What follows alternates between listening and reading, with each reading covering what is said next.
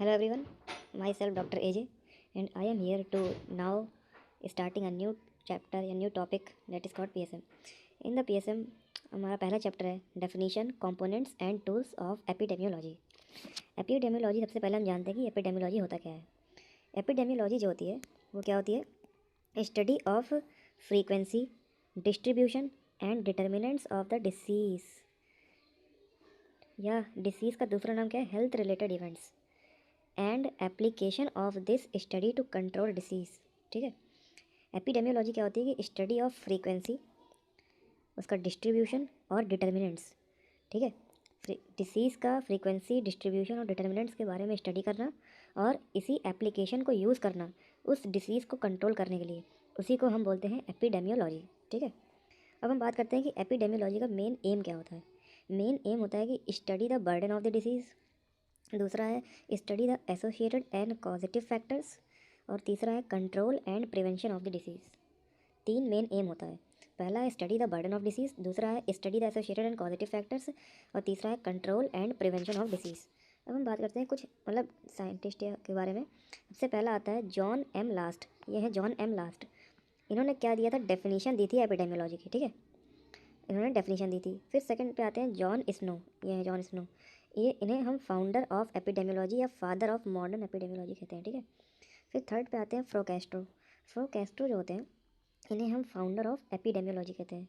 यानी इन्होंने दिया था डेफिनेशन और इन्होंने दिया था, ये इन्हें फादर ऑफ एपिडेमियोलॉजी कहते हैं और इन्हें फाउंडर कहते हैं। ठीक है, John M Last, John M Snow and फ्रोकेस्ट्रो।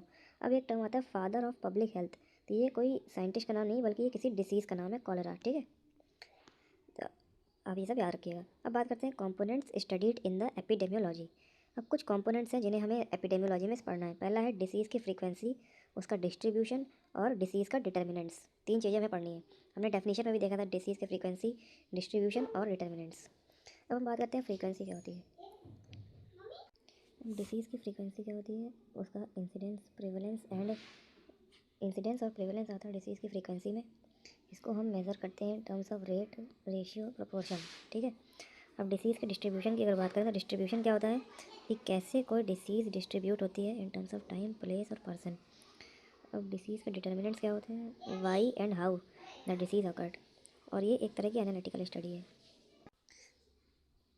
बात करते हैं tools of measurement in the epidemiology.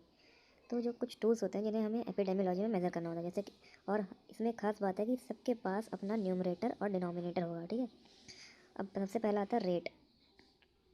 तो रेट क्या होता है, measure the occurrence of the event, यानी डिसीज़ पर डेथ और in a defined population in a definite time period. Numerator, एक इंपॉर्टेंट लाइन है, numerator is the part of the denominator. और यहाँ पर जो मल्टीप्लायर है वो कितना होता है, 100 होता है, या सॉरी 1000 हो सकता है, 10,000 हो सकता है, या 1,00,000 हो सकता है। यहाँ पर जो न्यूमरेटर है वो डिनोमिनेटर का पार्ट होता है और जो मल्टीप्लायर है 1000 हो सकता है, 10,000 हो सकता है, या 1,00,000 हो सकता है। ठीक है, इसके एग्जाम्पल क्या है, एग्जाम्पल में आते हैं इंसिडेंस, मैटरनल मोर्टेलिटी रेट। ठीक है, अब रेट की अगर हम बात करें तो रेट जो है तीन टाइप के हो सकते हैं। पहले है अनस्टैंडर्डाइज रेट, दूसरा है स्पेसिफिक रेट, तीसरा है स्टैंडर्डाइज रेट। अब बात करते हैं कि अनस्टैंडर्डाइज रेट क्या होता है। इसमें जो एज और सेक्स कंपोजिशन है वो कंसीडर नहीं किया जाता है, और स्पेसिफिक में एज और कॉज स्पेसिफिक डेथ रेट लिया जाता है, और स्टैंडर्डाइज में डायरेक्ट और इनडायरेक्ट डेथ आते हैं। ठीक है, अब अनस्टैंडर्डाइज का एग्जांपल क्या है, crude death rate, crude birth rate. अब अब सेकंड बात करते हैं प्रोपोर्शन की। तो प्रोपोर्शन में भी क्या होता है कि जो न्यूमरेटर है वो डिनोमिनेटर का पार्ट होता है, लेकिन यहाँ पर जो मल्टीप्लायर है वो 100 होता है। ठीक है, 100। ऊपर रेट में क्या था, यहाँ पर 1000, 10,000 और 1,00,000 था, यहाँ पर 100 होता है। इसका एग्जांपल क्या क्या है, प्रेवलेंस, केस फर्टिलिटी रेट, यानी death due to disease upon total cases due to disease into 100। ठीक है, फिर तीसरा आता है रेशियो। रेशियो में न्यूमरेटर जो है डिनोमिनेटर का पार्ट नहीं होता है। ठीक है, अब इसके एग्जांपल क्या क्या है, रेशियो के सेक्स रेशियो जो कि number of females upon number of males into 1000। दूसरा है रिलेटिव रिस्क या रिस्क रेशियो भी बोलते हैं इसे। इसमें क्या होता है, incidence of disease exposed upon incidence of disease in non exposed into 100। देखिए हमने तीन टूल्स पढ़े, पहला था रेट, दूसरा था प्रोपोर्शन, तीसरा है रेशियो। तो रेट में हम इवेंट को मेज़र करते हैं और यहाँ पर न्यूमरेटर पार्ट है डिनोमिनेटर का, और प्रोपोर्शन में भी न्यूमरेटर पार्ट है डिनोमिनेटर का, लेकिन रेशियो में डिनोमिनेटर का पार्ट नहीं है। ठीक है, ये बात ध्यान रखिएगा। एग्जांपल भी याद रखिएगा। इसका इंसिडेंस है maternal mortality rate, prevalence, case fertility rate, और इसमें रेशियो में सेक्स रेशियो और रिलेटिव रिस्क रेशियो। अब पढ़ते हैं इंसिडेंस के बारे में।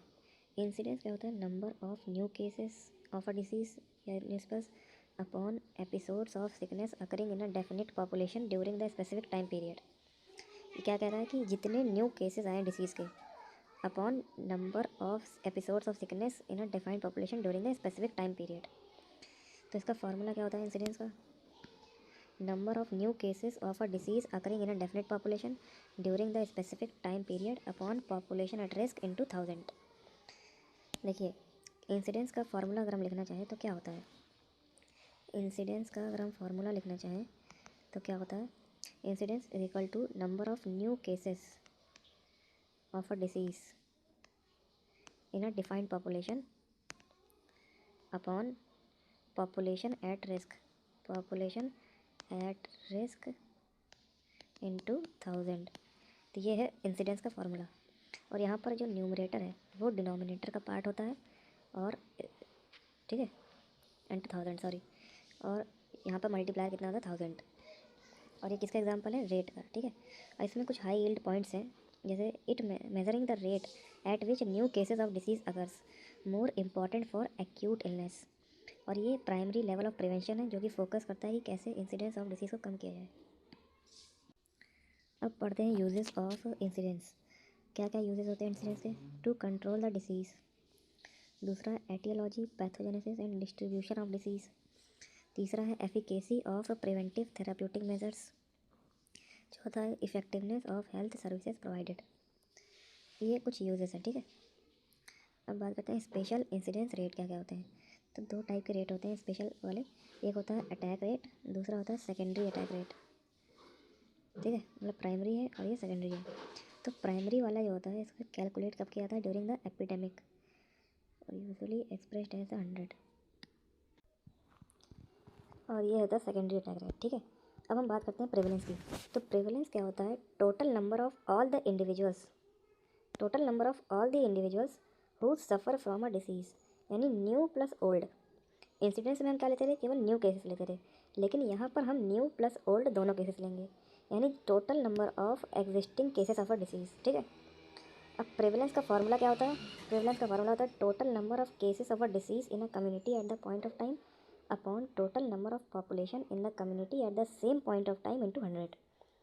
और यहाँ पर भी न्यूमरेटर जो है डिनोमिनेटर का पार्ट होता है और मल्टीप्लायर क्या होता है? 100। तो अगर हम प्रेवलेंस का फार्मूला लिखना चाहें तो प्रेवलेंस का फार्मूला क्या होता है? यहाँ पर न्यू प्लस ओल्ड केसेस होते हैं upon total number of population, total number of population. ठीक है, और यहाँ मल्टीप्लाई क्या होता है? 100। तो ये हो गया प्रेवलेंस। प्रेवलेंस में new cases plus old cases दोनों लेते हैं upon total number of population लेते हैं इंटू 100। अब यहाँ पे कुछ हाई यील्ड पॉइंट्स हैं। हाई यील्ड पॉइंट्स क्या है कि जो प्रेवलेंस होता है ये क्या डिनोट करता है? Total number of disease at a point of time, मतलब न्यू प्लस ओल्ड दोनों, और ये एक्सेस करता है बर्डन ऑफ द डिसीज़ को। इसको बर्डन ऑफ द डिसीज़ को। अब यूजेस क्या क्या है? यूजेस तो वही बर्डन ऑफ अ डिसीज़ को एक्सेस करता है। दूसरा क्या है? Resources directed for management of disease, disease को मैनेजमेंट करता है। और तीसरा कि डिसीज़ को कंट्रोल करता है, यानी डिसीज़ को बर्डन को एक्सेस करता है, उसके मैनेजमेंट करता है और डिसीज़ को कंट्रोल करता है। ठीक है, अब प्रेवलेंस पढ़ लिया, इंसिडेंस पढ़ लिया। अब दोनों के बीच का रिलेशन क्या होता है? तो प्रेवलेंस बराबर इंसिडेंस अपॉन डिसीज़, ये होता है रिलेशन। अब यहाँ पर प्री से क्या है? प्रेवलेंस, आई से क्या है? इंसिडेंस, और डी से क्या है? ड्यूरेशन। ठीक है, तो ये प्रेवलेंस और इंसिडेंस के बीच का रिलेशन है। अब टाइप्स की बात करते हैं प्रेवलेंस की। तो प्रेवलेंस दो टाइप कर सकते हैं, एक होता है पॉइंट प्रेवलेंस, दूसरा होता है पीरियोडिक प्रेवलेंस। पॉइंट प्रेवलेंस क्या होता है कि टोटल नंबर ऑफ डिसीज़, मतलब new plus old person in a defined population at one point of time. ये बात ध्यान रखना। ठीक है, वन पॉइंट ऑफ टाइम की बात कर रहा है, one point of time upon number of population at the same point of time into 100। 100 ऊपर रहेगा। ठीक है, इससे कन्फ्यूज़ मत होना। आपके लिए यहाँ लगेगा 100। ठीक है, total number of disease new plus old at a one point of time upon number of population at the same point of time into 100। मतलब किसी एक पर्टिकुलर पॉइंट ऑफ टाइम पर अगर हम प्रेवलेंस कैलकुलेट करते हैं तो उसका क्या कहते हैं, पॉइंट प्रेवलेंस। लेकिन वहीं पीरियोडिक प्रेवलेंस क्या होता है कि number of person with a episode of illness over a defined period. वहाँ पे एक पॉइंट पे था, यहाँ पे डिफाइंड पीरियड में है, upon number of person in the population over same period. मतलब पीरियोडिक प्रेवलेंस में क्या होता है कि एक डेफिनेट पीरियड में जितने नंबर ऑफ एग्जिस्टिंग केसेस होंगे new plus old upon total population कर देंगे उस टाइम पीरियड में, तो क्या आ जाएगा पीरियोडिक प्रेवलेंस। जैसे एग्जांपल के तौर पर हम बोला है कि 1 जनवरी से लेकर 31 जून तक कितने नए केसेस आए और ओल्ड मतलब टोटल केसेस कितने हैं अपॉन उसका पॉपुलेशन कितनी है टोटल। तो इसका अगर हम डिवाइड कर देते हैं तो हमारा पीरियोडिक प्रेवलेंस आ जाता है। ठीक है, अब बात करते हैं इंसिडेंस और प्रेवलेंस के बीच का डिफरेंस क्या होता है। देखिए डेफिनेशन की बात करें तो इसमें क्या, इंसिडेंस में क्या होता है, chance of developing a disease. Prevalence में क्या होता है, chance of already having a disease. ठीक है, यहाँ पर डिसीज़ डेवलप हो रही, न्यू केसेस आ रहे हैं। प्रेवलेंस में डिसीज़ ऑलरेडी है। ठीक है, मतलब न्यू ओल्ड से मतलब नहीं, डिसीज़ तो ऑलरेडी है ना, क्योंकि वहाँ पे ओल्ड केसेस भी हम ले रहे हैं। केसेस की अगर बात करें तो यहाँ पर न्यू केसेस आते हैं और यहाँ पर टोटल एग्जिस्टिंग मतलब न्यू प्लस ओल्ड दोनों। फॉलोअप की बात करें तो यहाँ पर रिक्वायर्ड होता है फॉलोअप और यहाँ पर फॉलोअप रिक्वायर्ड नहीं होता है। ड्यूरेशन ऑफ डिसीज़ की बात करें तो यहाँ पर इंडिपेंडेंट होता है और यहाँ पर डिपेंडेंट होता है। प्रेवलेंस जो होता है वो ड्यूरेशन पर डिपेंड करता है। ठीक है, और सूटेड मेजर की बात करें तो यहाँ पर कॉज और इफेक्ट को हम मेज़र करते हैं और यहाँ बर्डन ऑफ डिसीज़ को मेज़र करते हैं।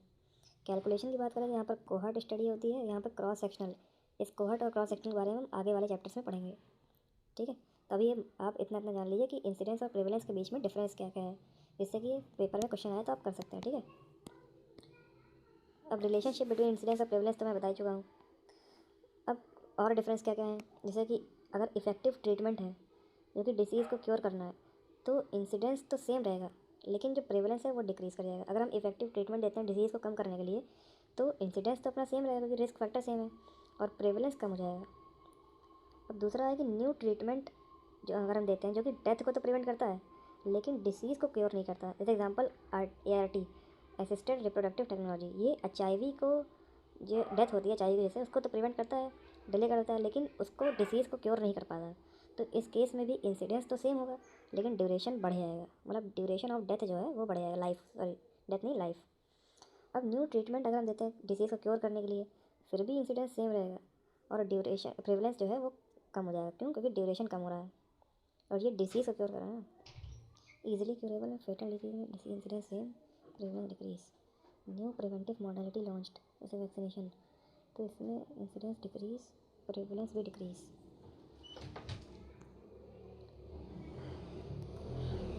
आई होप आपको समझ में आया होगा। आज के लिए इतना ही, अब कुछ MCQ सॉल्व कर लेते हैं। जैसे incidence of a disease of a population of 30,000। अब क्वेश्चन कर लेते हैं। जैसे पहला है incidence of disease in a population of 30,000 और न्यू केसेस हैं 300। तो इंसिडेंस का फॉर्मूला क्या होता है, new cases upon total population deceased into 1000। तो 300 new cases 30,000 total population into 1000 तो कितना आ जाएगा 10। तो इसका आंसर 10 पर 1000। अब पॉपुलेशन दिया है 5000, न्यू केसेस दिए हैं 500, ओल्ड केसेस दिए हैं 150। व्हाट इज़ द प्रेवलेंस पूछ रहा है। तो प्रेवलेंस का फॉर्मूला क्या होता है, new plus old cases upon total population in cases into 100। New cases कितने हैं 500, ओल्ड केसेस कितने हैं 150 अपॉन टोटल पॉपुलेशन कितनी है 5000 इंटू 100 कर देते हैं। तो कितना आ गया 600 अपॉन 5000, तो कितना आ गया आंसर 13%। यानी 13% इज द राइट आंसर। या the following is true about the prevalence and incidence. तो प्रेवलेंस क्या होता है प्रोपोर्शन, इंसिडेंस क्या होता है रेट। तो बोथ आर रेट गलत है, prevalence is the rate but incidence not, गलत है। Incidence is the rate prevalence is not, बिल्कुल सही है। बोथ आर नॉट रेट्स, गलत है। If prevalence is very low as compare to incidence for a disease it implies. Next question है, if the prevalence is very low as compare to the incidence, तो disease क्या imply करती है। अगर prevalence बहुत ही लो है एज कम्पेयर टू इंसिडेंस तो इसका मतलब क्या है कि जो टोटल एग्जिस्टिंग केसेस हैं वो कम है और न्यू केसेस ज़्यादा हैं। ठीक है। तो इसका मतलब कि डिसीज़ फटल तो है और ईजिली क्योरेबल है, खतरनाक भी है, मतलब उसके ज़्यादा केसेस आ रहे हैं और वो ईजिली क्योर भी हो जा रहा है, इस वजह से टोटल एग्जिस्टिंग केसेस उसके ज़्यादा नहीं है। अब next question, all the statement are true about the disease except पूछा है। Incidence is probability that a healthy individual will develop a disease during the specific time period. सही है। Incidence will decrease if a new drug effective in reducing the death of the disease.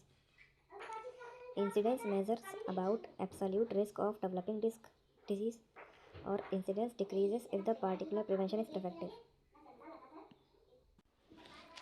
तो अगर हम बात करें इसमें accept पूछा है, तो इंसिडेंस जो होता है वो प्रोबेबिलिटी होती है healthy individual will develop the disease during the specific time period. बिल्कुल सही है।